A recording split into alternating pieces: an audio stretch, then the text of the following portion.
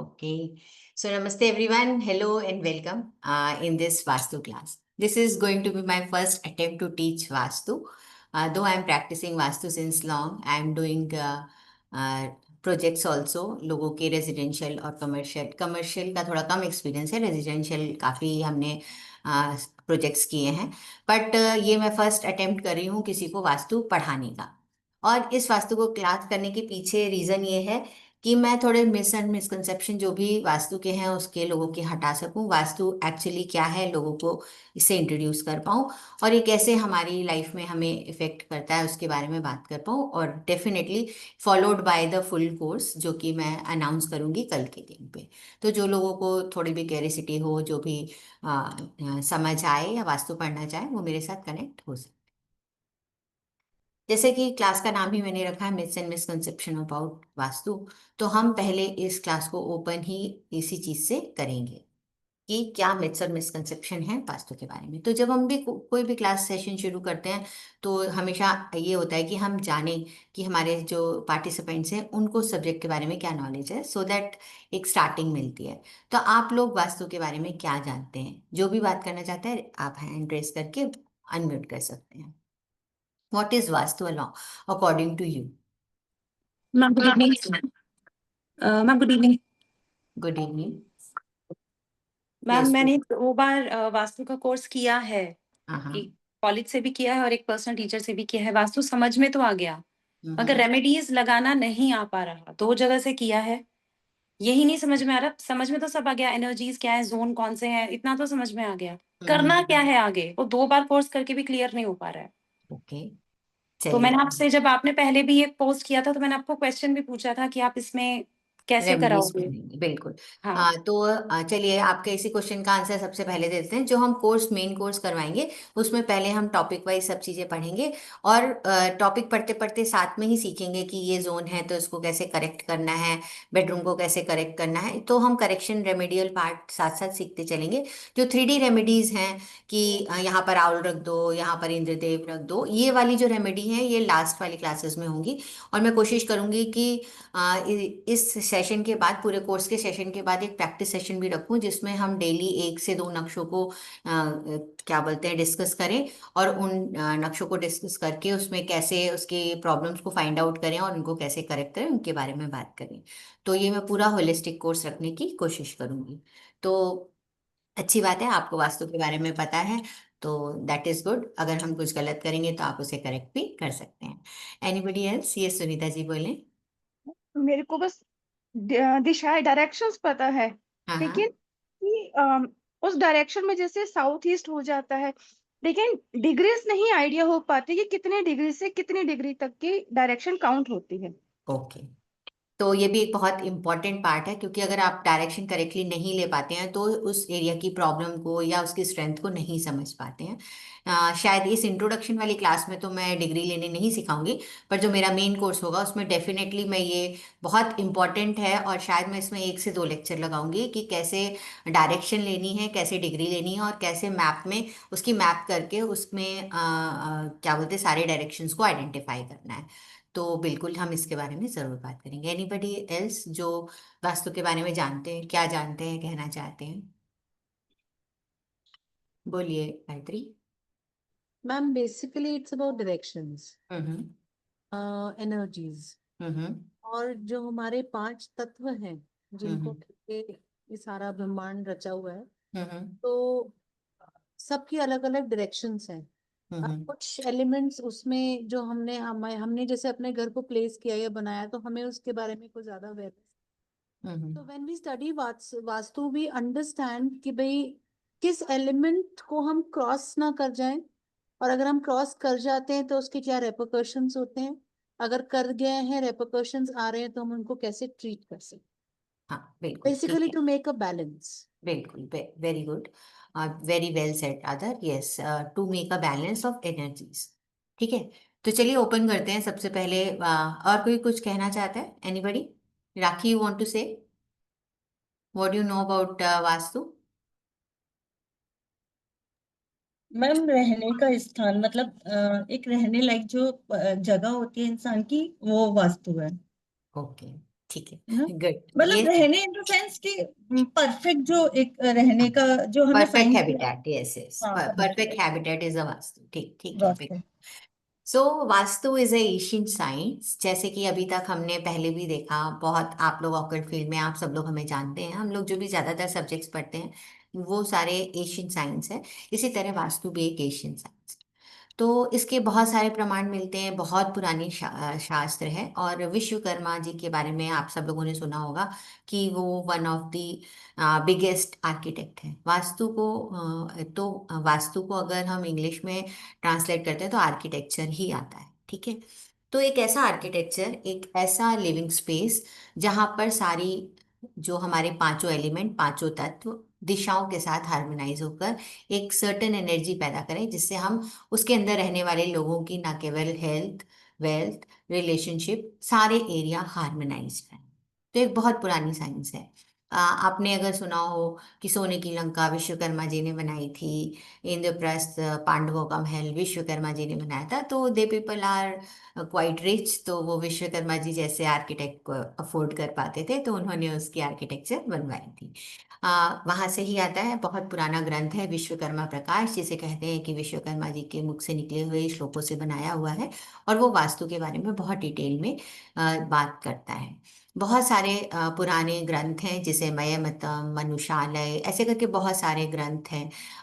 कुछ संहिताज हैं, बृहद संहिता, ऐसे करके बहुत सारे लोगों ने वास्तु के बारे में बात करी है। ऑलमोस्ट 10-20 ऋषिज के नाम हम लोग ले सकते हैं, जिन्होंने अलग अलग ग्रंथों में, अलग अलग टेक्स्ट में वास्तु की एक्सप्लेनेशन दी है।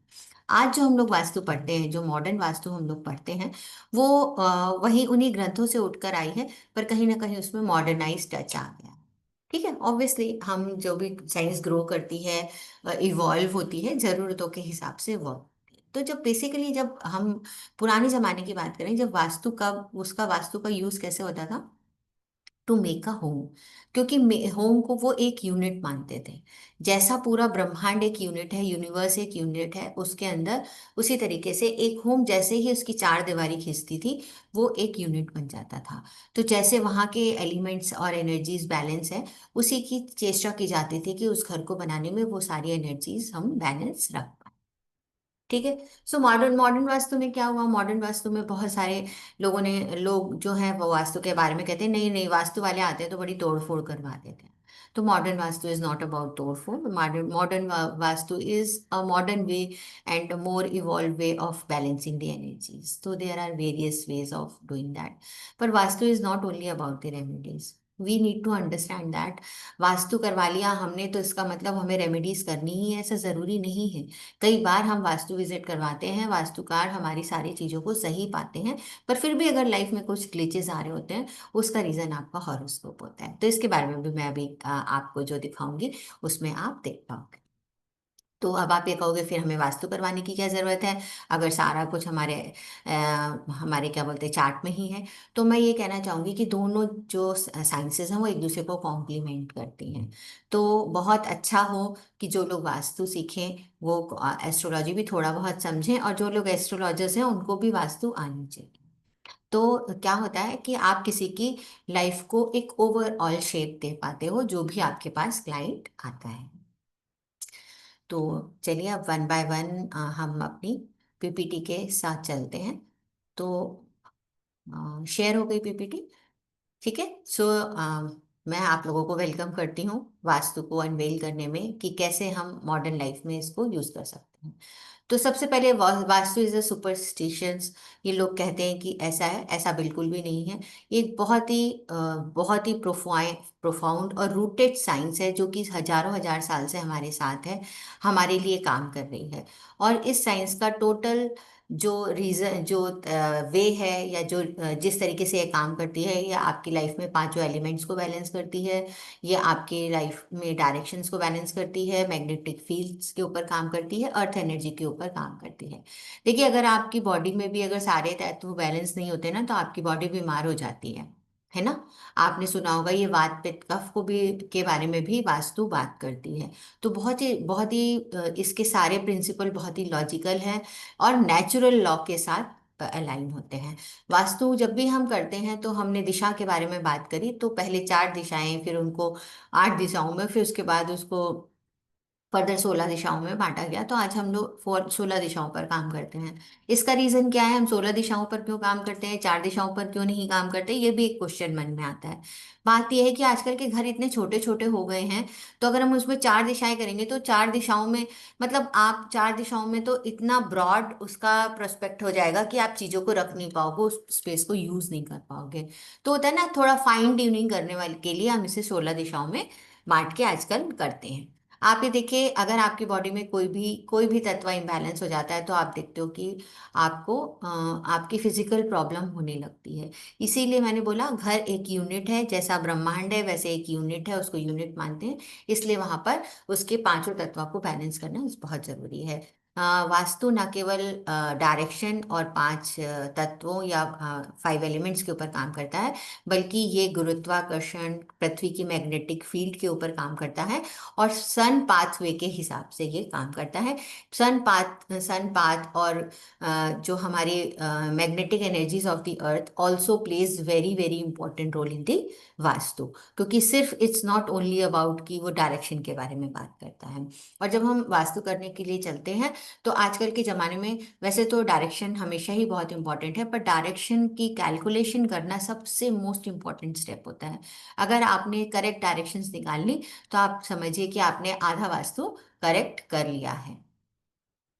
ठीक है, इसके आगे बढ़ते हैं। जब हम नेक्स्ट स्लाइड की तरफ जाते हैं तो सबसे पहले अभी मैंने इसके बारे में बात करी कि जब भी हम वास्तु करते हैं तो लोगों का मिथ ये है कि जैसे ही हम वास्तु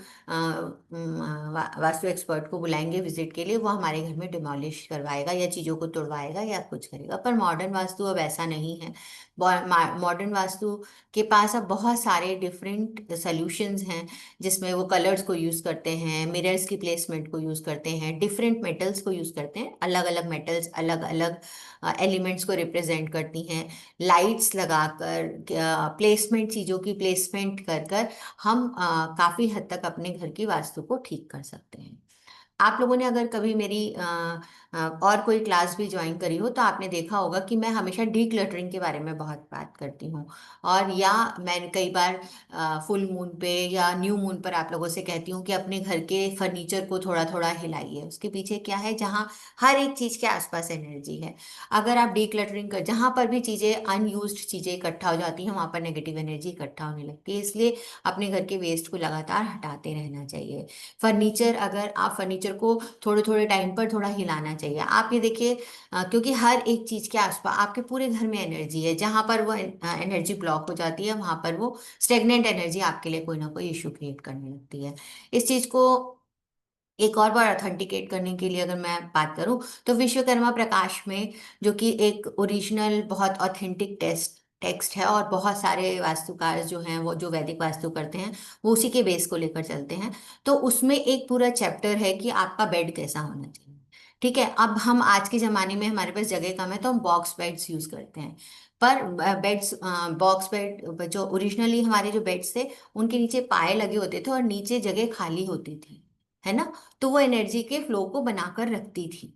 तो आज के ज़माने में भी बॉक्स बेड बनाते हैं क्योंकि हमारे पास ऑप्शन नहीं है, हमें बनाने ही पड़ते हैं। पर फिर भी आपको कोशिश करना चाहिए कि उसके नीचे बिल्कुल 3 से 4 इंच वो बेड ऊपर ज़रूर हो, और बेड के नीचे झाड़ू भी ज़रूर लगे। These are very important points जो हम लोग ध्यान नहीं देते हैं। पर ये छोटी छोटी चीज़ें आपकी लाइफ में एक्चुअली बहुत बड़ा डिफरेंस क्रिएट करती हैं। एक चीज़ यहाँ पर और भी मैं ऐड करना चाहूँगी, हमारे घर में प्रॉपर वेंटिलेशन होना चाहिए। मान लीजिए हम ऐसी जगह पर रहते हैं जहाँ हम पूरे दिन खिड़कियों को नहीं खोल सकते, पर मेक श्योर कि दिन में एक बार 15-20 मिनट, आधे घंटे के लिए आप अपनी सारी खिड़की दरवाजों को खोलें और वेंटिलेशन होने दें। जो नेचुरली आपके घर की जो स्टेगनेंट एनर्जी है वो घर से बाहर निकल जाएगी। तो इससे हम लोग करते हैं ना, आप लोग अपने घर में धुनी करते हैं, तरह तरह के एसेंशियल ऑयल वेपराइज करते हैं। इसके पीछे रीज़न यही है कि हमारे घर का ऑरा जो है वो क्लीन हो जाए। तो अगर हम ये सब ना भी करें और हम सिंपली दरवाजे खिड़की खोल के वेंटिलेट करें तो भी हमारे घर की एनर्जी बहुत अच्छी हो जाती है। और प्लस गाय का जो गोबर का उपला होता है उसका धुआं, उसके ऊपर आप अलग अलग तरह तरह की चीज़ों को रख कर भी धुआं कर सकते हो। उस धुएं से भी आप अपने घर की एनर्जी को अच्छा कर सकते हो। आगे बढ़ने से पहले मैं चाहूंगी कि आप लोग अपने मिथ्स एंड मिसकंसेप्शन के बारे में पूछें, जिससे कि मैं उनके आंसर पहले दूं, जिससे थोड़ा सेशन इंटरेक्टिव बने, और फिर मैं अपने जो मैंने बना रखी है पीपीटी हो तो मैं बताऊंगी। तो आपके हिसाब से आपने क्या वास्तु के बारे में सुना है जिसे आप चाहते हो कि मैं उसे एक्सप्लेन करूं कि इज इट लाइक दैट और नॉट? एनीबडी, जो भी ऐसे मिसकंसेप्शन या कोई भी आप वास्तु के बारे में जो जानते हो उसके बारे में क्लेरिफिकेशन चाहते हो? मैम जैसे सब लोग कहते हैं कि नॉर्थ ईस्ट में टेम्पल होना चाहिए। हाँ जी। एक फिक्स रहता है कि जिसको नहीं भी पता वो नॉर्थ ईस्ट में टेम्पल अपने घर में बना सकता है। लेकिन हम्म। कई बार ऐसा होता है कि कोई कहता है कि नहीं आप ईस्ट में बनाइए या वेस्ट में बनाइए, या फिर वो डायरेक्शन चेंज करते हैं, उसका क्या रीजन होता है? देखिए, मंदिर को नॉर्थ ईस्ट में बनाने के लिए इसलिए कहते हैं क्योंकि वो एक ऐसा स्पेस है जो स्पिरिचुअलिटी के लिए बहुत अच्छा है। ठीक है।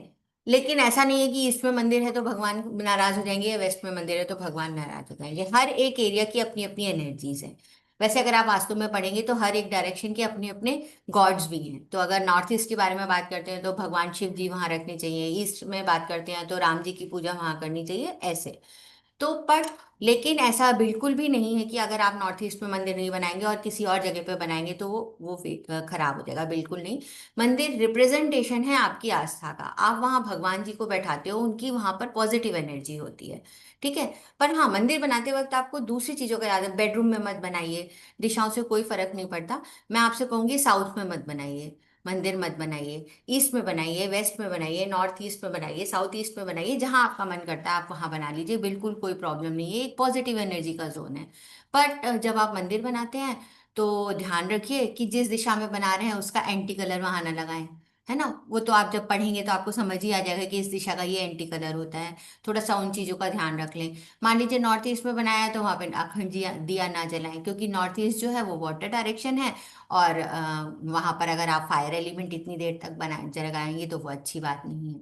तो हर एक बंदे के हिसाब से अलग अलग मंदिर जगह पर बन सकता है, बिल्कुल कोई प्रॉब्लम नहीं है। जितने भी फेमस मंदिर आप देखेंगे, जो टू नेम विद, जैसे आपने सिद्धि विनायक जी का नाम सुना होगा, उनकी प्लेसमेंट क्या है? मंदिर के वेस्ट साइड पर है। वो वेस्ट साइड पे बैठे हैं, वो इस तरफ की तरफ देख रहे हैं। अब वो मैनिफेस्टेशन के लिए की डायरेक्शन है। आप अपना मंदिर भी वहां बना सकते हो, कोई प्रॉब्लम नहीं है। तो इसलिए ऐसा नहीं है कि नॉर्थ ईस्ट एक ऐसा स्पेस है। आप अगर वहां पर मंदिर नहीं भी, अगर उस स्पेस पर बैठकर आप मेडिटेशन करते हैं, ध्यान करते हैं, मंत्र चैंटिंग करते हैं, तो आपको ऐसा लगेगा कि आपका जल्दी से कनेक्शन हो पा रहा है ना? आप यू फील मोर कंफर्टेबल। सो वो प्लेस उस लिए है, शायद इसलिए बहुत सारे लोग कहते हैं वो मंदिर के लिए बेस्ट जगह है। पर बेस्ट जगह होते भी हम वहाँ अखंड दिया नहीं जला सकते। ठीक है। अब हम नवरात्रि आएगी, अखंड दिया जलाएंगे, हम नॉर्थ ईस्ट के मंदिर में अखंड दिया कैसे जलाएंगे? हमें दूसरा प्लेस ढूंढना पड़ेगा। है ना? तो इस तरीके से हर एक चीज की कोई स्ट्रेंथ है, कोई वीकनेस है। सबके लिए वो अलग अलग तरीके से काम करती है। कोई भी, इसीलिए मैंने कहा वास्तु के रूल्स हैं, पर ऐसा कोई रूल नहीं है जो सबके लिए एकदम आंख बंद करके सब लोग एक जैसा फॉलो करें। ऐसे के रूल कम हैं, इसीलिए यहाँ पर एस्ट्रोलॉजी का इन्वॉल्वमेंट भी कहीं ना कहीं तो आता है। मैम जैसे आपने बोला कि मंदिर कहीं और अखंड दिया नहीं जला सकते, तो मंदिर जहाँ है वहां अखंड दिया ना जलाकर हम जो अखंड दिए की डायरेक्शन है ईस्ट, जैसे फायर की डायरेक्शन होती है, तो हम वहां जलाएं तो मैम ये चलेगा कि भगवान के सामने तो जला नहीं रखा, दूसरी जगह रख दिया अखंड दिया? एक्चुअली ईस्ट फायर की डायरेक्शन नहीं होती है, ईस्ट एयर साउथ की डायरेक्शन होती है। साउथ ईस्ट फायर की साउथ डायरेक्शन। ईस्ट फायर की डायरेक्शन होती है, हाँ हाँ जी। बिल्कुल। देखो, जब हम मंदिर में दिया जलाएंगे, छोटा दिया जलाएंगे जो 1 1.5 घंटे 2 घंटे जल के बंद हो जाए। है ना? अगर हमें एक अखंड दिया जलाना है तो हम साउथ ईस्ट यूज कर लेंगे। अगर हमारे घर में वो अवेलेबिलिटी है, वहां पे रख सकते हैं, तो बिल्कुल साउथ ईस्ट को एक्टिवेट करने के लिए दिया जला के रखा भी जाता है, एज अ रेमेडी भी रखा जाता है। तो आप उसको यूज कर सकते हैं, बिल्कुल कोई प्रॉब्लम नहीं है। जी। ठीक है। हाँ जी, बोलिए गायत्री। मैम जैसे नॉर्थ ईस्ट में बोलते हैं कि भाई द बेस्ट डायरेक्शन फॉर मंदिर, हम हम्म। लोगों के मंदिर हैं भी। मैम अब वो शिव जी का स्थान है, बेसिकली हम्म। शिव परिवार का स्थान है। हम्म। लेकिन जैसे हमारे इंडियन मंदिर है मैम, है ना, घरों में जो मंदिर होते हैं उसमें बिहारी जी भी आते हैं, उसमें राम भगवान भी आते हैं, उसमें हनुमान जी भी आते हैं, गणेश जी भी आते हैं। हम सब तरीके के मंदिर मतलब पूजा मतलब वो सब स्थापित करते हैं ना, माँ दुर्गा भी करते हैं, लक्ष्मी जी भी होते हैं। तो मैम एज पर वास्तु तो सबके अलग अलग डायरेक्शंस हैं। हम्म। तो मैम उस केस में क्या करना चाहिए, हमें सिर्फ शिव परिवार लगाना चाहिए? नहीं, इसका आंसर मैं दूसरी तरीके से दूंगी। मैंने बोला ना मॉडर्न वास्तु थोड़ा सा फ्लेक्सिबल है, तो हम क्या करेंगे, मंदिर भी एज अ यूनिट समझ लेंगे। मंदिर के भी 4 डायरेक्शन 16 डायरेक्शन बांट लेंगे, और जिधर शिव जी की जगह आ रही है वहां शिव जी बैठा देंगे, जहाँ पे राम जी की जगह आ रही है वहां राम जी बैठा देंगे। तो हर चीज का तोड़ है, बस लॉजिकल लॉजिक अपने को समझ में आना चाहिए, ओके है मैम। ना। तो ये बहुत इजी तरीका होता है। इसी तरीके से आपका जिस डायरेक्शन में मंदिर है, आप जब आप दुर्गा जी की फोटो लगाते हो तो उन्हें लाल चुनरी उड़ाओगे उड़ाओगे, तो कोशिश करो कि जिस डायरेक्शन में हमने मंदिर बनाया है उसके कलर को ज्यादा यूज कर लें, तो जिससे कि वो कलर भी हमारे लिए इफेक्ट एडवर्स इफेक्ट ना करे। ठीक है, हाँ जी। और कोई क्वेश्चन? मैम, जैसे कि मॉडर्न वास्तु में बोलते हैं कि मंदिर के लिए सिर्फ 4 डायरेक्शंस हैं, हाँ। North east and ENE and west, है ना। लेकिन आप जैसे बोल रहे हो कि मंदिर कहीं भी बना सकते हैं, तो जैसे मॉडर्न वास्तु में बोलते हैं कि अगर हम किसी और डायरेक्शन, इन 4 डायरेक्शंस के अलावा कहीं और बनाते हैं, तो उन दिशाओं के जो एट्रीब्यूट्स हैं वो फिर खराब होने लगते हैं। जैसे नहीं अगर हमने नॉर्थ में बना, ऐसा नहीं है। नहीं, ऐसा अ, ऐसा मैं नहीं समझती। क्योंकि अच्छा। देखो, जो मॉडर्न वास्तु है ना, वो हम सबके अपने अपने दिमाग की उपज है। जिस टीचर ने आपको ये बताया वो उनके पास उस चीज का लॉजिक होगा, और मैं जो बता रही हूँ मेरे पास उस चीज का लॉजिक है। बात ये है कि आपको कौन सा लॉजिक समझ में आता है। देखिए क्या होता है, एट्रीब्यूट खराब नहीं होते। मंदिर मंदिर एक होली प्लेस है जो पॉजिटिव एनर्जी के लिए है। ठीक है, वो हम्म जहां पर स्थापित होगा उस एनर्जी को खराब तो बिल्कुल भी नहीं करता, ये बात तो पक्की। ये तो बात बिल्कुल पक्की है। हाँ, मंदिर बनाने के लिए आपको ध्यान रखना चाहिए, आप बेडरूम में ना बनाएं, अवॉइड करें। आप किसी जो छोटा प्लेस है उसके अंदर की तरफ मंदिर न बनाएं, जैसे कि सीढ़ियों के नीचे ना बनाएं, बिल्कुल मत बनाएं। कोशिश करें कि उसका वॉशरूम से ज्वाइनिंग दीवार ना हो, ऐसा ऐसी चीज़ें जहाँ से नेगेटिविटी इफेक्ट करती है। बिल्कुल नॉर्थ में आप मंदिर बनाएंगे, कोई मंदिर बनाने की कोई प्रॉब्लम नहीं है, बिल्कुल भी प्रॉब्लम नहीं आएगी आपको। पर हाँ, उस मंदिर में आप ध्यान रखेंगे कि वहाँ पे वाटर एलिमेंट प्रधान है, तो आपको जो भी चीज़ें वहाँ यूज़ करनी है उसको उस हिसाब से, उसका मेटल, उसका कलर, उस तरह की चीज़ों को आपको यूज़ करना ज़रूर करेंगे तो आपके लिए अच्छा रहेगा। ऐसा एनर्जी को खराब तो नहीं करते। ये बात मैं इस चीज़ के टोटली अगेंस्ट हूँ कि वो मंदिर की एनर्जी आपको बिल्कुल आपके उस एरिया को खराब तो बिल्कुल भी नहीं करती। पर हाँ, वास्तु के हिसाब से 3 4 डायरेक्शन ऐसी हैं जिन्हें हम नेगेटिव डायरेक्शन मानते हैं, जैसे साउथ ऑफ साउथ वेस्ट मान लेते हैं, तो वहाँ अवॉइड करना हम्म चाहिए हमें, है ना। या हम ईस्ट ऑफ साउथ ईस्ट मान लेते हैं, वहाँ हमें अवॉइड करना चाहिए। तो ये अवॉइड करने वाले 3 4 डायरेक्शंस तो हम ले लेंगे, लेकिन ऐसा नहीं कहेंगे कि अब आपके घर में जगह ही नहीं है, आपके जगह घर में जगह ही नॉर्थ में बन रही है, तो क्या नॉर्थ के एट्रीब्यूट्स खराब हो जाएंगे, अपॉर्चुनिटीज आनी बंद हो जाएंगी, इसलिए आप अपने घर में मंदिर ही नहीं रखेंगे? ऐसा तो नहीं हो सकता ना। भगवान की पूजा उसी के आगे तो हम सर झुका के सब मांगते ही हैं, जो देने वाला है, और उसी से हम कहेंगे नहीं हम आपको नहीं रख सकते, हमारी अपॉर्चुनिटीज बंद हो जाएंगी, तो ये तो इलॉजिकल सा लगता है ना थोड़ा सा। सो ऐसा है। मैम, एक्चुअली होता भी है ऐसे ना, जैसे पता नहीं मैम, मैंने अभी जैसे एक देखा था हाउस का, हाँ हाँ, कोई तो बात नहीं। उनके ना साउथ ईस्ट में मैम वो था, मंदिर था। हम्म। उन्हें कैश फ्लो की प्रॉब्लम आई रही है काफी टाइम से। तो मैं, अब वही हो जाता है मैम, जैसे मतलब इंसान हमेशा से मंदिर अपना जहां पर देख रहा होता है, अगर हम उनको बोलते हैं कि आप वेस्ट में शिफ्ट कर लो इसको, तो वो मतलब अगर स्पेस है तो भी वो लोग शिफ्ट करना नहीं चाहते हैं। देखो, इसमें थोड़ी राखी सी मैं इस चीज का जवाब दूँ, इस तरीके से दूंगी। आपने बोला जिनका साउथ ईस्ट में मंदिर है उनको कैश फ्लो की प्रॉब्लम आई, तो मेरे यस इस मैम। चीज में 2 क्वेश्चन आएंगे। क्या हमेशा से कैश फ्लो की प्रॉब्लम थी? हमेशा से, जब से उस घर में आए, यस। हमेशा से ही कैश फ्लो की प्रॉब्लम है? हाँ, मोस्टली उन्हें कैश फ्लो की तो फिर प्रॉब्लम चेक है। करो वहां पे कौन सा कलर यूज किया है, चेक करो वहां पे कौन सा एलिमेंट यूज किया है, चेक करो वहां पे कौन सा मेटल यूज किया है। ये सब चीजें चेक करो। और उसके अलावा अगर ये सब नहीं है, और ये सब चीजें आपको सही लगती भी हैं, तो फिर उनकी हॉरोस्कोप चेंज करो। उनके हॉरोस्कोप में क्या दिखा रहा है, उस क्या टाइम है, हो सकता है उस हॉरोस्कोप के हिसाब से उनका वीनस गड़बड़ हो, और क्योंकि साउथ वीनस ईस्ट खराब है। है मैम। वीनस भी खराब है उनका। बस फिर तो वीनस भी आपको आंसर 6th आपने हाउस अपने में। आप ही दे दिया, मंदिर कुछ नहीं कर रहा, उनका हॉरोस्कोप उनका टाइम के लिए ऐसा है, वो कर रहा है ना, मैम, इसीलिए दोनों। सॉरी सॉरी, आप बोलिए। तो हमें इसीलिए चीजों को कंबाइन करके होलिस्टिकली पढ़ने से हमारे लिए एक बेटर अप्रोच वास्तु को लेकर आ जाती है। अब वास्तु जो है, आपने एक बंदे के लिए बोला कि उनके हॉरोस्कोप में वीनस खराब है और साउथ ईस्ट उनके लिए अच्छा काम नहीं कर रहा, उसके घर में और उस घर में और भी लोग होंगे, क्या उन सबकी कैश फ्लो खराब है? ऐसा ऐसा भी आप देखेंगी ना एक बार, तो इस नहीं चीज मैम, को जो भी। मेन ओनर है घर का, मैं तो उनकी बात कर रही हूँ, उनके उसकी आप ओनर के बारे में हॉरोस्कोप बात करें, हाँ बेसिक जो हमारा जो ट्रेडिशनल वास्तु है वो यही कहता है कि ओनर ऑफ द हाउस की कुंडली और ओनर ऑफ द हाउस के हिसाब से हमें वास्तु देखना चाहिए, बिल्कुल सही है। पर अब मॉडर्न वास्तु में एक ये और चेंज भी है कि और भी लोग रहते हैं, उनके बारे में भी हमें थोड़ा सा अपनी अप्रोच नॉर्मल करने की जरूरत है। और आप साउथ ईस्ट के मंदिर में, अगर आपको साउथ ईस्ट के मंदिर में आपसे मैं बोलूंगी कि आप दूसरी चीजों को चेंज करके देखें, उसके कलर को, उसके शेप को, उसके मेटल को, ये सारी चीजों को देखें। अगर वो सारी चीजें अप्रोप्रिएट लग रही हैं, अब वीनस भी खराब है, तो अगर आपको वो भी एक एडिशनल इंफॉर्मेशन मिल रही है, तो आपको लगता है अगर शिफ्टिंग पॉसिबल है तो आप कर सकते हो, उसमें कोई बुराई नहीं है ना। तो हमारी approach should be like open approach होनी चाहिए कि हम क्या कर सकते हैं और क्या हो रहा है, इसलिए। ठीक है, हाँ जी पूजा जी। मैम मेरी एक क्वेरी है बहुत टाइम से। जैसे कि नॉर्थ का कलर बोलते हैं ब्लू है, ब्लू होना चाहिए, साउथ में कलर रेड ऑरेंज पिंक होना चाहिए। तो जैसे नॉर्थ में बेड है हमारा, तो उस बेड पे, मैं नॉर्थ वॉल पे है बेड, तो उस पे हमेशा मुझे ब्लू बेडशीट ही बिछानी है। मेरे को बड़ी दिक्कत होती है बेड, जब भी मैं बेडशीट बिछाती हूँ बेड पे, क्योंकि वो नॉर्थ की तरफ है बेड, तो हम्म। मैं कोई और बेडशीट बिछा ही नहीं पाती हूँ, रेड कलर की, पिंक कलर की, ग्रीन, ये ग्रीन एंड ऑल मैं ये बिछा ही नहीं पाती हूँ। हाँ ग्रीन आप बिछा सकती हैं, बिल्कुल कोई प्रॉब्लम नहीं नहीं है, मतलब ब्राउन ग्रीन बिछा। मुंह से निकल गया, बट मतलब जो भी बाकी बेडशीट्स है वो नहीं बिछा पाती हूँ। सिर्फ वो ये है कि ब्लू कलर है तो फिर ब्लू ही बिछाते रहो रोज। हाँ देखो, इसमें ना जो कलर का अप्रोच है, अगर आपको नॉर्थ डायरेक्शन में आप कोई और कलर बिछाते हो और आपको इशू होने लगता है, तब तो आप इतना पर्टिकुलरली ब्लू के लिए जाएं। मैम अदरवाइज अगर इशू आप पूरे। तो इशू तो मेरी लाइफ में पूरे साल पूरी जिंदगी रहा है, मेरे इश्यूज खत्म ही नहीं होते हैं। इतने ज्यादा इश्यूज हैं कि मैं उनको मेजर नहीं कर सकती कि भाई ये बेडशीट बिछाने से ठीक हो रहा है या गलत हो रहा है, क्योंकि इश्यूज ब्रेक नहीं लेते मेरे। और चलिए ऐसे ही खैर। मेरे साउथ वॉल पे बेड बेड है, तो साउथ वॉल वाली बेड बेड पे भी मैं सिर्फ वही रेड या ऑरेंज बेडशीट बिछा पाती हूँ, बाकी कलर्स की कभी नहीं बिछा पाती। तो ये पूछना था मुझे।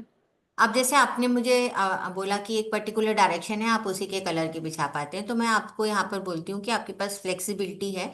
आप पेरेंट एलिमेंट या चाइल्ड एलिमेंट के कलर भी बिछा सकते हैं। दो एंटी एलिमेंट है, उनके कलर आप छोड़ सकते हैं, है ना। तो इतना एकदम ब्लू ही नहीं है आपके पास ग्रीन भी है, और पीछे जाओगे तो ब्राउन भी है, और थोड़े अलग कलर भी और आपको मिल जाएंगे, इतना पर्टिकुलर होने की जरूरत नहीं है। और फिर एक और चीज, अगर आप वाइट कलर की बेडशीट अपने पूरे घर में बिछाते हैं, वो भी एक आपके पास ऑप्शन है। जो हम्म, वाइट कलर जो है वो आप किसी भी डायरेक्शन में किसी भी उसमें बिछा सकते हैं, वैसे तो उसका वेस्ट का कलर कहते हैं, पर एक ये न्यूट्रल कलर होता है ना। Cream right। Colour, white colour neutral colour में कंसीडर होते हैं उसके, अगर वाइट वॉश आपकी पूरे सारे वॉल्स पे हो रखी है, तो ये सारे डायरेक्शंस पे चल जाते हैं। तो इतना आप परेशान होगे नीली ही चादरें मत बिछाएं, दूसरे कलर की चादरों को भी यूज करें, और पेस्टल शेड भी आप यूज कर सकते हो, इतना परेशान होने की जरूरत नहीं है। और फॉर ओके। दैट मैटर, अगर आपके मन में ये है कि मैं कुछ और बिछाती हूँ तो गड़बड़ हो जाता है, तो मैं आपसे बोलूंगी एक हफ्ते के लिए कोई और कलर की चादर बिछा कर देखिए, और देखिए आपकी नॉर्थ डायरेक्शन से रिलेटेड किसी काम में कुछ गड़बड़ हुई है क्या। अगर हुई है तो फिर अवॉइड करिए, अदरवाइज यू कैन कंटिन्यू हाँ विद। मैम, मैं ये कह रही थी कि मेरा जो बेटा है, बेटे का रूम ना साउथ वॉल की तरफ बेड है उसका। अब वो बेटा हर समय ही कहता रहता है, मम्मी आप पिंक ऑरेंज रेड कलर की यही चादर बिछाती रहती हो मेरे रूम में। जब वो कहता है मैं बॉय हूँ, मेरे में ब्लू तो बिछाओ, कोई और तो कलर बिछाओ। और मैं कहती हूँ नहीं बेटा, साउथ में है तुम्हारा, तुम यही रहने दो, ऑरेंज पिंक रहने दो। वो कहता है मुझे पिंक कलर नहीं चाहिए। हाँ बॉयज के रूम में आप पिंक क्यों बिछाते हैं, बिल्कुल में मत क्योंकि बिछाइए। वो साउथ तो में आप है ना, न्यूट्रल साउथ कलर्स में।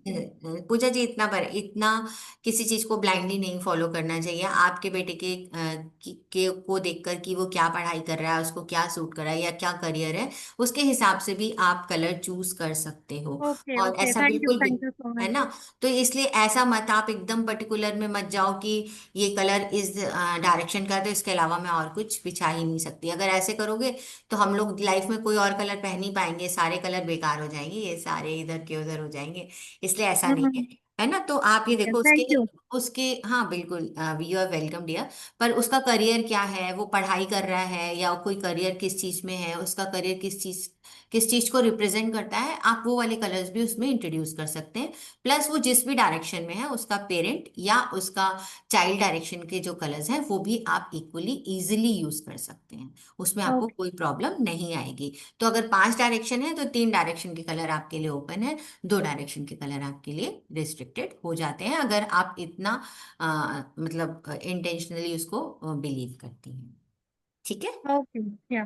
जी जी, बताएं एनीबडी एल्स, कोई और क्वेश्चन है आपका तो हम आगे चले। मैम, जो यस। हम टेम्परेरी पूजा करते हैं, जैसे घर में पूजा है, सत्संग है, हाँ कीर्तन हाँ हाँ है, हाँ उसमें हम एक दरबार लगाते हैं, है ना, हाँ हमेशा हाँ। लगाते हैं। तो मैम, उसमें भी डायरेक्शन का रोल प्ले होता है, या वो हम कहीं पे भी फिजिबली देख के कर सकते नहीं, हम वो देखिए उसमें हम सिर्फ अगर हिंदू सनातन धर्म के हिसाब से भी बात करें तो हमें साउथ डायरेक्शन की फेसिंग अवॉइड करनी चाहिए। बाकी उसके अलावा आप किसी भी डायरेक्शन में रख सकते हो। ईस्ट और नॉर्थ हमेशा प्रेफरेबल रहते हैं, और वेस्ट भी है। वेस्ट में अगर आप दरबार लगाते हो तो ईस्ट की तरफ फेस हो जाता है गॉड का, और साउथ पे रखते हो तो नॉर्थ की तरफ हो जाता है। गॉड्स की जो फेसिंग है वो साउथ की तरफ नहीं होनी चाहिए, उसे हमें अवॉइड करना चाहिए। ठीक है। और वो भी, और अगर आप जिस भी कमरे में बैठ रहे हो उसमें जो साउथ एरिया है उसको अवॉइड।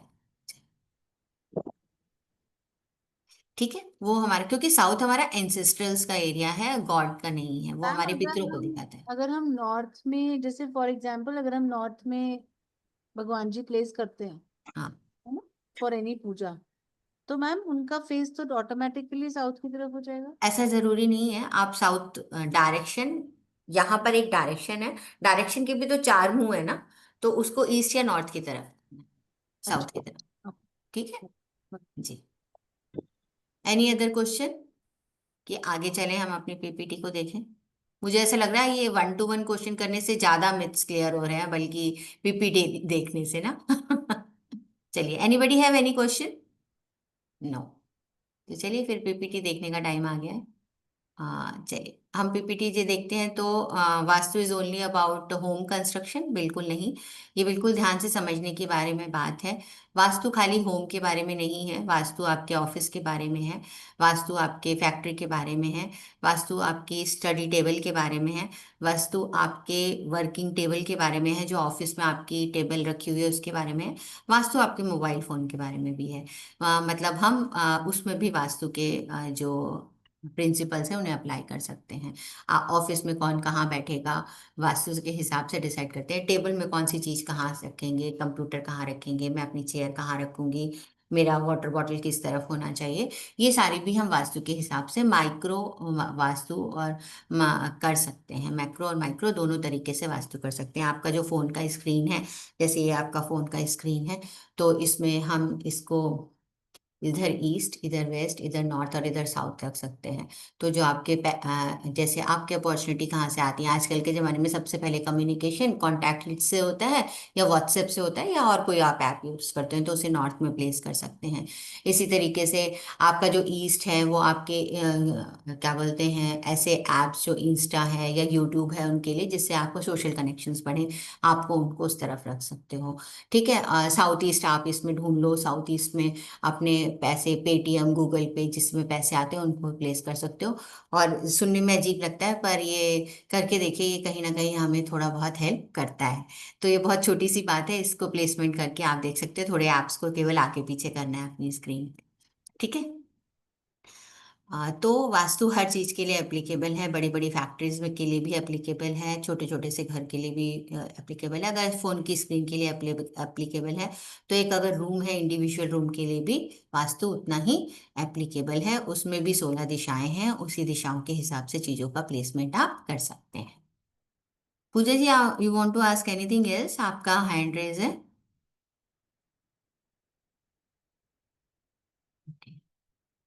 एक और वास्तु मिथ है कि क्या वास्तु सिर्फ इंडिया में काम करता है, तो मैं ये बोलूंगी कि सारी 16 दिशाएं पूरे विश्व में हैं, ग्रेविटेशनल फोर्स पूरी अर्थ पे है, मैग्नेटिक फील्ड्स हर जगह हैं, सन हमें हर जगह दिखाई देता है, और 5 एलिमेंट पूरे अर्थ पर हैं। तो चाहे आप पृथ्वी के किसी भी छोर पर रहते हो, आपके लिए वास्तु एप्लीकेबल है। हाँ, इंडिया में थोड़ा ज़्यादा फेमस है क्योंकि इंडिया हमेशा से एक रिच, नॉलेजेबल रिच कंट्री रही है, तो उसके पास बड़े बड़े वास्तुकार हजारों हजार साल पहले से रहे हैं। पर मॉडर्न पीपल भी आज, अब हम लोगों के पास क्लाइंट हैं जो यूएस और लंदन से भी बात करते हैं कि भाई हमें अपने घर का वास्तु कराना है, तो they are also preferring vastu, because vastu आपकी लिविंग को हार्मोनाइज करता है। तो कहीं पर भी आप रहें, आपके लिए वास्तु एप्लीकेबल है। इसके बाद नेक्स्ट, कि एक भी रूल अगर वास्तु में टूट जाए, अभी हम मंदिर के बारे में इतनी बात कर रहे थे कि अब मंदिर वही, अभी राखी जी ने मेंशन किया कि क्या बोलते हैं, उनके साउथ ईस्ट में मंदिर है, अब क्या करें, कैसे करें। अब उनका तो बड़ा ही फिनेंशियल लॉस हो रहा है, किसी अपनी क्लाइंट के बारे में शायद वो कह रही थी। तो मैं ये बोलूँगी कि जो सारी चीज़ें बैलेंस करने की ये में सारी चीज़ों को बैलेंस करने के बारे में बात है। एक चीज़ थोड़ी ऊपर नीचे होती है तो हो जाती है। हम हर रोज़ डाइटिंग करते हैं, ठीक है, हम अपना डाइट प्रोग्राम हर रोज़ फॉलो करते हैं। एक दिन हमने बाहर जाके छोले भटूरे खा लिए, तो ऐसा थोड़ी हुआ कि सारा डाइट प्लान ही खत्म हो गया, ऐसा तो बिल्कुल भी नहीं हुआ ना। तो कभी कभी ऐसा भी हम थोड़ा बहुत ऊपर नीचे होते हैं, बाकी चीज़ों को हम बैलेंस कर पाते हैं। कई बार कई चीज़ें हमारे लिए पॉसिबल ही नहीं होती है कि हम उन्हें कर पाएं, कई चीज, क्योंकि हम ऑलरेडी, या तो हम जीरो से घर बना रहे हो, जमीन लेकर नींव खोद के भूमि पूजा करके, या सैंड की क्वालिटी को चेक करके उसकी वहां से हम स्टार्ट करें। एक्चुअली वास्तु तो वहीं से स्टार्ट होता है, पर आज के डेट में तो हम सीधे बना बनाया एक फ्लैट लेने जाते हैं। तो हमें तो उसके ऑलरेडी कंस्ट्रक्टेड जो जगह है उस पर हमें देखना है कि हम कैसे अपने वास्तु को अप्लीकेबल कर सकते हैं। तो थोड़ा बहुत अगर आगे पीछे होता है तो हम उसे रेमेडीज के थ्रू, बहुत सारी, जैसे मैंने बोला, कलर थेरेपी है, मेटल थेरेपी है, 3D थेरेपीज हैं, और प्लस इसमें हम एक और चीज यूज करते हैं, फेंग शुई। अभी मैं फेंग शुई के बारे में भी आपको बताऊंगी, क्योंकि फेंग शुई भी बिल्कुल हमारे वास्तु जैसी ही है, और पर वो एनर्जी पर काम करती है, और वो शायद हमें बेटर एनर्जी क्रिएट करने में हमारे में हेल्प करती है, इजी टू अप्लाई है, और कहीं ना कहीं हमारे वास्तु को कॉम्प्लीमेंट भी करती है।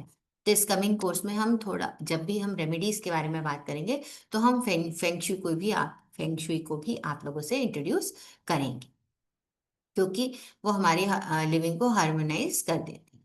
ठीक है, तो कोई भी एक एक रूल कभी ब्रेक हो जाता है तो ऐसा नहीं। अब vastu is only about wealth, it's about wealth, no doubt about that. Vastu is about wealth, और आजकल के जमाने में तो देखा जाए, अमीर लोग ही वास्तु करवाते हैं, गरीब लोग तो नहीं करवाते, उनका तो सब ऐसे ही चलता रहता है भगवान के सहारे, और बढ़िया ही चल जाता है। ठीक है, तो जस्ट किडिंग, बट यस, थोड़े दिनों पहले तक तो बिल्कुल ये वास्तु अमीर अमीर लोगों के लिए ही थी। बट चाहे अमीर हो या गरीब हो, vastu is not only about wealth, vastu is about your health, vastu is about your relationship, vastu is about your career, vastu is about your spirituality.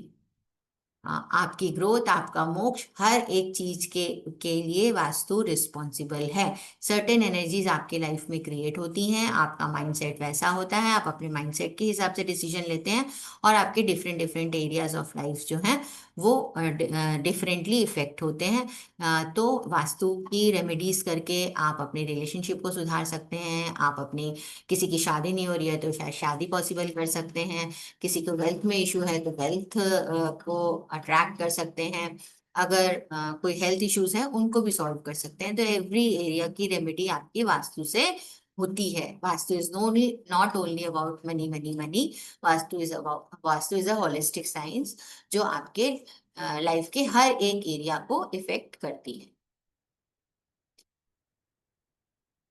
इसके बाद वास्तु एंड एस्ट्रोलॉजी, इस चीज पर मैं बोलना चाहूंगी। वास्तु और एस्ट्रोलॉजी एक बहुत बढ़िया सा क्या बोलते हैं टॉपिक है, जिसे हमें अंडरस्टैंड करना ही चाहिए कि क्यों हमें वास्तु में एस्ट्रोलॉजी पढ़नी चाहिए। अगर हम वास्तु पढ़ते हैं तो उसको एस्ट्रोलॉजी इसमें क्यों जोड़ना चाहिए। अगर बहुत ही सरल शब्दों में कहें तो वास्तु, और अगर हम वास्तु और एस्ट्रोलॉजी एक दूसरे को कॉम्प्लीमेंट करती है। हाँ जी सुनीता जी बोलिए। मैम जैसे आपने बताया कि वास्तु और एस्ट्रोलॉजी आपस में कनेक्टेड हैं, हाँ, तो एक दूसरे को कॉम्प्लीमेंट करती है। हाँ, तो जो हमारे घर की जो 16 डायरेक्शंस जैसे आप बता रहे हैं कि बन जाती हैं, तो वो प्लैनेट्स भी डायरेक्शंस के हिसाब से आते हैं फिर? बिल्कुल। देखिए क्या होता है, बस मैं मोटे मोटे शब्दों में बताती हूँ कि वास्तु और एस्ट्रोलॉजी को क्यों मिलाकर पढ़ना चाहिए। मैं क्लास वास्तु की ही लूंगी, एस्ट्रोलॉजी की क्लास नहीं लूंगी। पर वास्तु वास्तु जो है वो स्पेस के बारे में है, जगह के बारे में। ठीक है। और जो एस्ट्रोलॉजी है वो टाइम के बारे में। ठीक है। तो टाइम आपके प्लेनेट से रूल है, किसी टाइम पर कोई प्लेनेट चल रहा है, किसी टाइम पर कोई प्लेनेट चल रहा है। आप देखेंगे कि जैसा आपके कुंडली में जो प्लेनेट या जो टाइम चल रहा है, समहाउ आप अपने घर की वास्तु ही वैसे कर लें। आप देख ही लेंगे कि आप अपने घर की वास्तु ही वैसे कर लेंगे। जैसे कि अभी राखी जी का एग्जांपल ले लेते हैं। अभी उन्होंने बोला उनका वीनस खराब है और समहाउ वो साउथ ईस्ट डायरेक्शन में कुछ गड़बड़ है उनकी। तो वो हो ही जाता है, क्योंकि टाइम जो है वो प्रिवेल करता है हमेशा, जो समय ही बलवान होता है। आप अपने, क्योंकि vastu is not only about you, आपके और भी तो फैमिली मेंबर्स रह रहे हैं, उसकी एनर्जी बाकी लोगों को भी तो इफेक्ट कर रही है। पर एक चीज आप ही के लिए गड़बड़ हो रही है, बाकी सबके लिए ठीक कैसे हो रही है? क्योंकि उस वक्त आपके समय में कुछ गड़बड़ चल, इसलिए हम इस तरीके से समझ सकते हैं, दोनों एक दूसरे को कॉम्प्लीमेंट करते हैं। नहीं, तो अ, बोले आपका बोले। मैं पूछ रही थी जैसे आप बता रहे थे कि साउथ वाली जो डायरेक्शन हो गई वो वीनस की हो गई, तो क्या ऐसे नॉर्थ की जो डायरेक्शन होगी वो किस प्लैनेट की काउंट होगी? नॉर्थ की डायरेक्शन मरकरी होती है और साउथ ईस्ट वीनस होता है। तो हर एक डायरेक्शन जो है वो अलग अलग प्लैनेट्स को भी रिप्रेजेंट करता है। ओके। ठीक है। तो कभी कभी क्या होता है, मान लीजिए मुझे अपने कुंडली के हिसाब से नॉर्थ को ठीक करने की जरूरत है, तो हम उस डायरेक्शन पे थोड़ा ज्यादा ध्यान दे देते हैं। है ना? वैसे तो हम ओवरऑल उसे बैलेंस रखने की कोशिश करते ही करते हैं, पर उसमें हम थोड़ा ज्यादा ध्यान दे देते हैं कि भाई इस वक्त इसमें ऐसा क्या हो गया जिसकी वजह से हमें अपॉर्चुनिटीज, या धन का डायरेक्शन कुबेर जी की डायरेक्शन है, और तो इसलिए बहुत इंपॉर्टेंट है हमारी लाइफ। तो वास्तु हमें, ये दोनों साइंसेस एक दूसरे को कॉम्प्लीमेंट करती हैं। अपने आप में वास्तु भी एक पूरी साइंस है, आपकी लाइफ की सारी समस्याओं को हल करने की पूरी ताकत रखती है। पर अगर हम उसमें एस्ट्रोलॉजी को थोड़ा सा ऐड कर लेते हैं, तो हम अपने क्लाइंट्स को बेटर रिजल्ट्स दे पाते हैं। ओके, ठीक थैंक है। यू। तो जब भी लोग वास्तु सीखते हैं और बोलते हैं कि नेक्स्ट लेवल क्या, एडवांस लेवल होना चाहिए, तो मैं उसमें हमेशा यही कहती हूँ कि आपको वास्तु के साथ अब एस्ट्रोलॉजी को कनेक्ट करना सीखना चाहिए, जिसे हम आज के जमाने में एक नई टर्म दे दी गई है, एस्ट्रो वास्तु। बात जी। वही है कि कुंडली को देखकर वास्तु की करेक्शन करने को ही हम एस्ट्रो वास्तु कहते हैं। ठीक है। Ma'am, one one very small question. Yes please, who is जैसे दिस? आता है गायत्री। कौन बोल रहा है? Gayatri. Gayatri. Yes yes yes. Ma'am, जैसे आता है कि जैसे अभी भी आपने बोला कि फेसिंग नहीं होनी चाहिए साउथ की तरफ, है ना, जब हम भगवान जी को बिठाते हैं, फोटो लगाते हैं। मैम, फेसिंग भगवान जी की ना, जब हमने बिठाया उनको, तो he the idol should not face towards the particular direction, right? Facing towards east, north east, मतलब अगर हम वेस्ट में बिठाएंगे तो वो ईस्ट पे, मतलब ऐसे ही ना, नॉट आवर डायरेक्शन, राइट? हाँ हाँ हाँ हाँ, बिल्कुल बिल्कुल, स्थान होता है। देखो हाँ जी। क्या होता है, आपका एक डायरेक्शन होती है, ये पूरी साउथ डायरेक्शन है ना? ऐसे पूरी साउथ डायरेक्शन है। आप थोड़ा कंफ्यूज हो रहे हो, जैसे कि अब मैं जहाँ बैठी हूँ ये वेस्ट डायरेक्शन है, अभी मैं आप नॉर्थ, अपने ईस्ट को फेस कर रही हूँ। ठीक है। अगर मैं यहाँ ऐसे हो जाऊंगी तो मैं नॉर्थ को फेस करने लगूंगी, और इधर अगर मेरी टेबल इसी जगह पे पड़ी है, पर अगर मैं इधर देखने लगूंगी तो मैं साउथ को फेस करने लगूंगी। करेक्ट, पर मेरी करेक्ट, डायरेक्शन तो अभी वेस्ट ही है ना। करेक्ट। फेसिंग तीन हो सकती, तो इस हाँ, तरह। हाँ जी, हाँ जी, हाँ जी। ठीक है। अच्छा।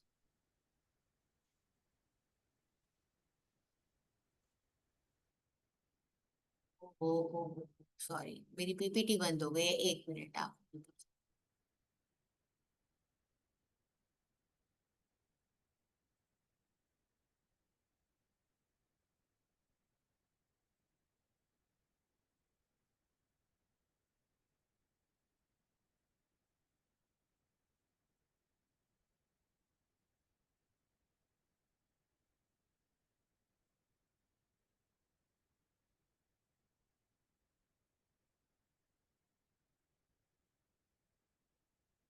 सो हमने इसके बाद देखो सीवी कर लिया। बिग होम्स के बाद एक नेक्स्ट क्वेश्चन ये आता है कि क्या वो सारे मेंबर्स को इक्वली इफेक्ट करता है वास्तु?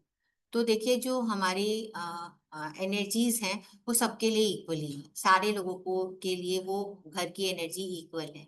बट अब उस एनर्जी पे आप कैसे रिस्पॉन्स करते हो ये आपके इंडिविजुअल उसके ऊपर है ना। कोई भी चीज जैसे कि घर में दाल चावल बनता है तो सबके लिए दाल चावल बनता है, किसी को बहुत अच्छा लगता है, किसी कोई ऐसे ही खा लेता है, कोई बेमन से खा लेता है। तो सबके लिए एक ही जैसी एनर्जी है, पर वो सबको अलग अलग तरीके से इफेक्ट करती है, जैसा उसका नेचर होता है, जैसा उसका टाइम हो रहा होता है, उस हिसाब के हिसाब से वो उसके लिए इफेक्ट करती है।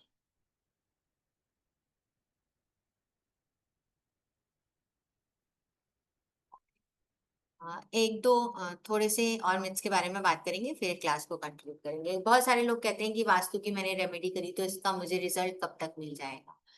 तो देखिए, कोई भी चीज एकदम क्विक फिक्स नहीं है कि आज आपने एक बेड को हिलाकर दूसरी तरफ किया और कल से आपको उसका रिजल्ट मिलना शुरू हो जाए। थोड़ा सा टाइम लगता है। आप कोई भी ट्री लगाते हो उसका प्लांट जो है, सीड जो ग्रो करने में टाइम लगता है ना। तो अगर प्रॉब्लम बहुत ज्यादा पुरानी है, या मान लीजिए आपने सीड एक ऐसे ऐसे पेड़ का लगाया है जो कि लंबा टाइम लेता है ग्रो करने में, तो डेफिनेटली थोड़ा रिजल्ट आने में टाइम लगेगा। पर जो जनरली हम लोग कहते हैं जब हम किसी की वास्तु विजिट करते हैं, तो हम बोलते हैं कम से कम 3 महीने का टाइम आप दीजिए एनर्जीज को रिफिक्स होने के लिए। फिर आप देखिए, तो ऐसा नहीं है कि रिजल्ट नहीं आता, कभी कभी तो ऐसा होता है कि हफ्ते भर में ही रिजल्ट दिखने लगता है। मान लीजिए किसी की बेड की पोजीशन चेंज हुई, पहले साउथ की तरफ करके सो रहा था, आप नॉर्थ की तरफ सो रहा था, आप साउथ की तरफ करके सोने लगा, तो इमीडिएट भी इफेक्ट दिखाई देता है उसके माइंडसेट और उन सब चीजों में। पर फिर भी एज अ वास्तु कंसल्टेंट हम लोग कहते हैं कि कम से कम 3 महीने का समय आप अपने वास्तु रेमेडीज को जो आपने करी है उनको दीजिए, जिससे कि आपके लाइफ में, रियल लाइफ में चेंजेस आप महसूस कर पाओ। ठीक है। इसके बाद नेक्स्ट हमारा है कि केवल जो हमारा वास्तु है वो खाली दिशाओं के वॉयलेशन के बारे में है, तो ऐसा बिल्कुल भी नहीं है। बहुत सारी चीजें आपके घर में, हर एक चीज अलग अलग एलिमेंट को रिप्रेजेंट करती है। वाटर एलिमेंट आपके लाइफ में, आपके घर में खाली नॉर्थ दिशा में ही नहीं है, वाटर टैप्स में भी है, वाटर टैंक्स के रूप में भी है, ओवरहेड टैंक्स के रूप में भी है, या फॉर दैट मैटर मिरर्स के रूप में भी है। तो अलग अलग एलिमेंट जो आपकी लाइफ में अलग अलग जगहों पर हैं, जैसे स्पेस एलिमेंट हर जगह है, तो वो कैसा है उस हिसाब से ये डिपेंड करता है कि जो डायरेक्शन की वॉल्यूशन के साथ साथ एलिमेंट्स की अगर वॉल्यूशन भी होती है, तो भी कहीं ना कहीं आपकी लाइफ में थोड़ी प्रॉब्लम्स आ जाती।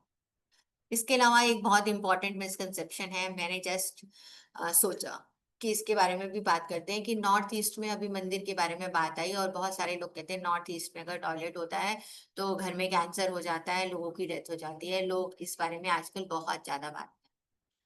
हाँ, ये बात जरूरी है कि जिन ऐसा देखा गया है 90% केसेस में कि जिन घरों में नॉर्थ ईस्ट में टॉयलेट होता है, जनरली उनके घर में असमय मृत्यु या कैंसर जैसी प्रॉब्लम्स हो जाती है, या असाध्य रोग लोगों को हो जाते हैं।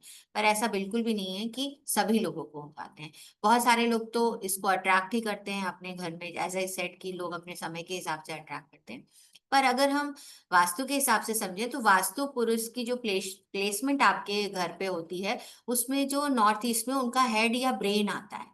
तो ऐसा समझा जा सकता है कि अगर वहां पर आप डर्ट क्रिएट कर रहे हो, सेप्टिक टैंक बना रहे हो, या टॉयलेट बनाते हो, तो वहां पर आप गंदगी करते हो, तो आप अपने माइंड को डर्टफुल करते हो, तो आपकी थिंकिंग क्लॉग हो जाती है, आप क्लियर डिसीजंस नहीं ले पाते, और कई बार माइंड से रिलेटेड जो इश्यूज होते हैं वो आप लोगों को हो जाते हैं।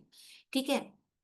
बहुत सारे जो वास्तु एक्सपर्ट्स हैं वो एकदम सिरे से नकार देते हैं कि नॉर्थ ईस्ट के टॉयलेट का कुछ नहीं हो सकता। अगर आपके घर में नॉर्थ ईस्ट का टॉयलेट है तो हम कोई गारंटी नहीं ले सकते, कुछ मिस हैपनिंग होके ही रहेगी। तो प्लीज इसको इतना एक्सट्रीम समझने की जरूरत नहीं है। हर एक के लाइफ में अलग अलग तरीके से ये चीजें काम करती हैं। नॉर्थ ईस्ट में नहीं बनाए तो अच्छा है। अगर आपके हेड के ऊपर टॉयलेट, आप खुद भी सोचिए, आपके हेड के ऊपर कोई गंद होगी तो आपको नहीं समझ में आएगी। और अगर हम वास्तु पुरुष की प्लेसमेंट को अगर हम अपने घर में समझते हैं, तो जहां पर उनके थाइज नहीं है, जहां पर जगह पॉसिबिलिटी है जहां पर होने की, अगर वहां बनाते हैं तो अच्छा है। पर ये ऐसा फैक्ट है, इससे एकदम डरने की जरूरत नहीं है कि कुछ एकदम मिस हैपनिंग हो ही जाएगी आपके लिए। ऐसा बिल्कुल भी नहीं है। मैं इसे मिथ की तरह मानती हूँ और इसीलिए मैंने इसमें इसको इनकॉर्पोरेट किया। इसके बाद एक और वास्तु है, vastu is only about entrance, kitchen and toilet. तो इस चीज में मैं सिर्फ आपसे ये बोलूंगी, वास्तु में एंट्रेंस का बहुत इंपॉर्टेंट रोल है, बहुत इंपॉर्टेंट रोल है, क्योंकि वहीं से आपकी एनर्जीज एंटर करती है। मैंने जब बोला कि जब हमने जब ओरिजिनल हम पुराने टेक्स्ट पढ़ते हैं, तो वास्तु इस हिसाब से बनाया जाता था कि आप क्या प्रोफेशन करते हैं, आप राजा हैं, क्षत्रिय हैं, आप शूद्र हैं, या आप व्यवसायी हैं। तो उस हिसाब से आपके लिए एंट्रेंस दी जाती थी कि उस तरफ की एनर्जीज आपके लिए बहुत अच्छी होती थी। तो उस हिसाब से हम एंट्रेंस डिसाइड करते थे। आज की डेट में भी एंट्रेंस से ही कहा जाता है कि बाहर की एनर्जी आपके घर के अंदर आ रही है। यहाँ तक कि जो लॉन्ग विंडोज होती है उनको भी एंट्रेंस की तरह ही हम लेते हैं, क्योंकि वहां से भी एनर्जी आपके घर के अंदर एंटर हो रही है।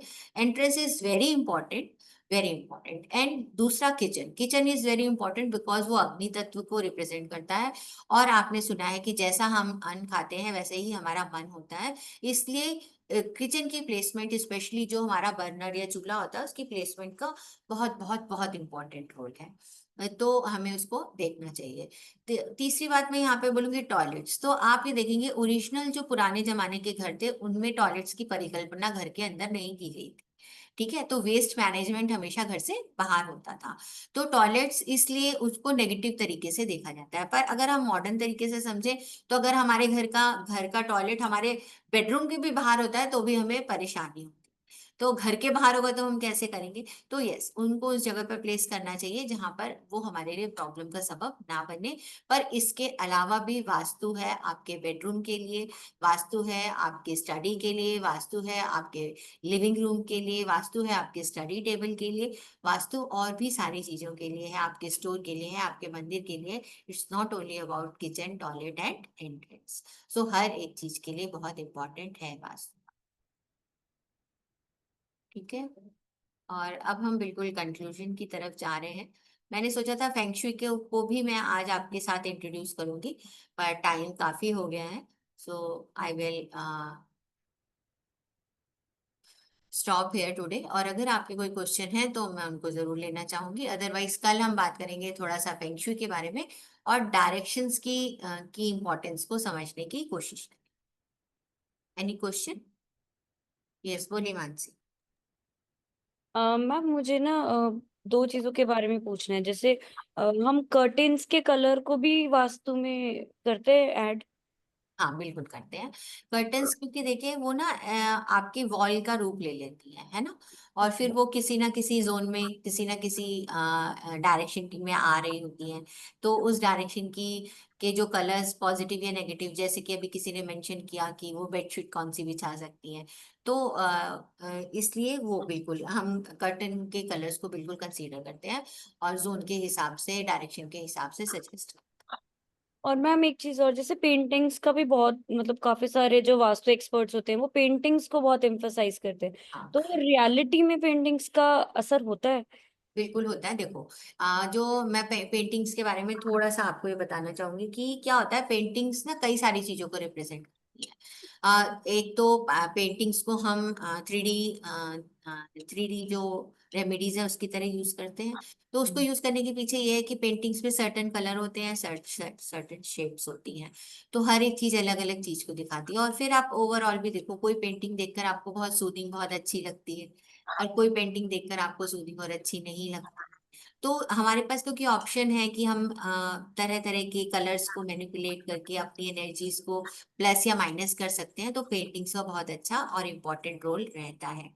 जैसे कि अब Okay. वही आपने कर्टन के कलर के बारे में बात करी, अगर आप गलत डायरेक्शन में गलत कलर की पेंटिंग लगाती हैं तो उसका कुछ ना कुछ नेगेटिव हाँ इफेक्ट मैम, आ ये सकता बहुत है। बहुत कॉमन एक चलता है कि हमें हाँ बेड के ऊपर लगाना है, नहीं लगाना है, तो ये भी हाँ वास्तु में आता है? बिल्कुल, ये सब वास्तु में और फेंग शुई दोनों का मिला जुला ही रूप है। और बिल्कुल ये एक इम्पॉर्टेंट रोल प्ले करता है, placement of the pictures. Rather आप घर की पिक्चर कहाँ लगाएंगे, अपने बुजुर्गों की पिक्चर कहाँ लगाएंगे, कौन सी पेंटिंग कहाँ लगाएंगे, तो जिससे आपको फायदा होगा या नुकसान होगा। तो इस इनका प्लेसमेंट का बहुत ये इंपॉर्टेंट भी हम सीखेंगे कोर्स में? हमने कोर्स में सीखेंगे। हाँ जी, बताइए सुनीता जी। मैम जैसे आपने बोला कि बड़ी विंडोज भी एंट्रेंस की तरह काउंट होते हैं, जी तो एनी केस किसी का साउथ वेस्ट एंट्रेंस है या साउथ एंट्रेंस है तो सामने की तरफ नॉर्थ हो गया, ऑपोजिट साइड नॉर्थ हो जाएगी एंट्री। नहीं समझी। साउथ वेस्ट की तरफ एंट्रेंस है।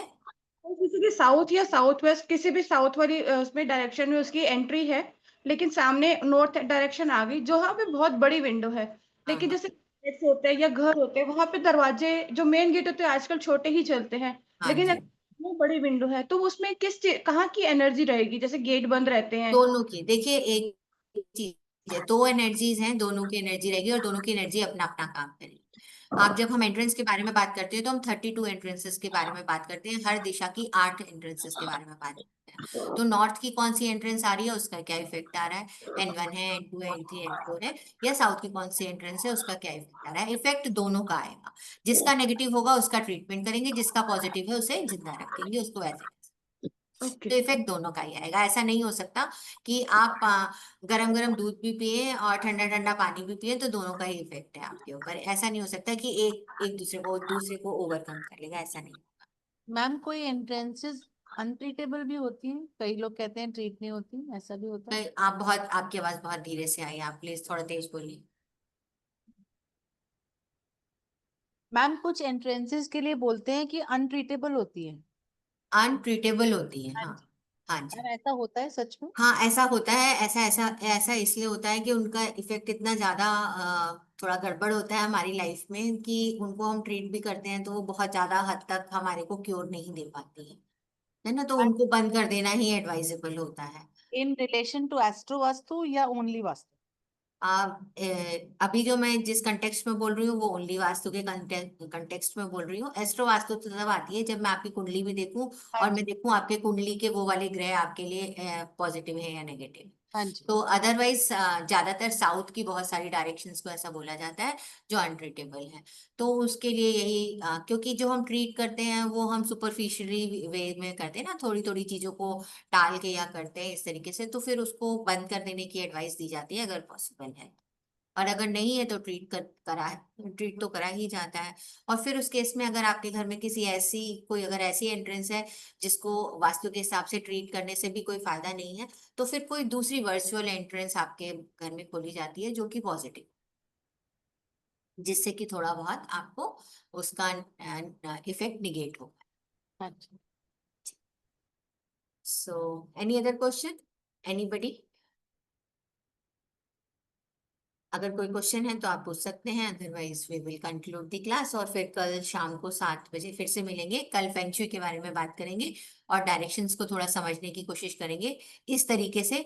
उस डायरेक्शंस को मैं ऐसे बताऊंगी जिससे कि आप अपने घर की डायरेक्शन को थोड़ा बहुत आइडेंटिफाई करके वहां पे थोड़ा करेक्शन करके अगर करना चाहें तो आप कर सकते हैं। तो यानी कि थोड़ा रेमेडियल वे में, क्योंकि फेंगशुई भी काफी हद तक रेमेडियल साइंस है, उसके बारे में भी कल हम बात। मैम हमने अभी पेंटिंग्स के बारे में बात करी, जस्ट वन लास्ट क्वेश्चन। हाँ हाँ प्लीज, क्या आवाज आ रही है मैम? हमने, हाँ आवाज बहुत कम है, 1 मिनट आप होल्ड कर, 1 मिनट।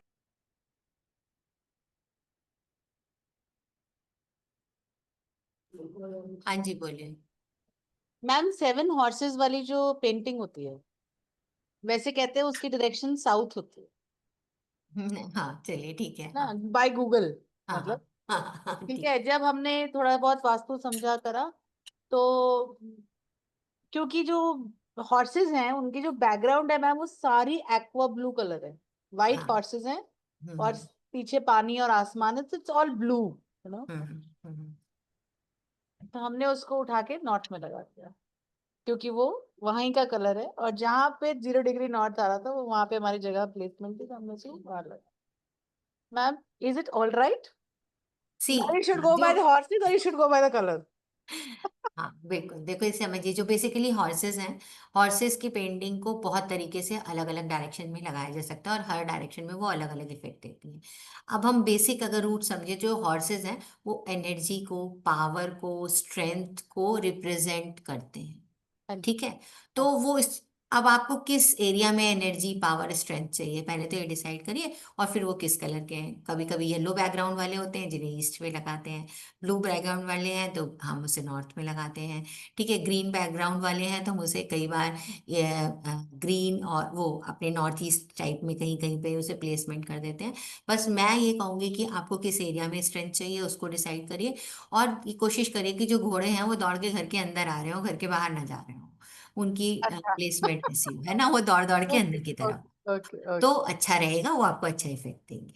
तो जहां पे भी लगा रहे हो उसकी स्ट्रेंथ आपको बढ़ाने की जरूरत है, तो बिल्कुल नॉर्थ में अगर आपको अपॉर्चुनिटीज अभी लगता है कि मेरे काम में कम है और चाहिए मुझे और ऑप्शंस मिले, तो क्योंकि उसको अपॉर्चुनिटी, नॉर्थ का काम अपॉर्चुनिटी लाना है, यस कर्म करके उसको कन्वर्ट करना, अलग अलग दिशाओं का अलग अलग यस काम है। यस। तो बिल्कुल आप उसे नॉर्थ में लगा सकते हो, क्योंकि पीछे एक्वा ब्लू कलर है।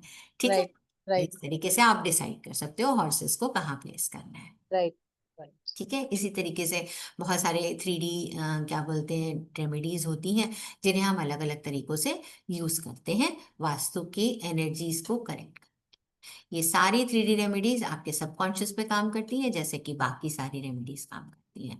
और जैसे ही आप उसका प्लेसमेंट करते हो, आपको लगता है ओ मैंने आउल रख दिया, देखो मैंने ये तो कभी सोचा ही नहीं था, ऐसा भी अब मेरे दिमाग में एक आइडिया आ गया है, तो आउल काम कर रहा है। ठीक है, तो दौड़ते हुए घोड़े भी आपके लिए कुछ लेके जरूर आ जाएंगे। Yes ma'am surely.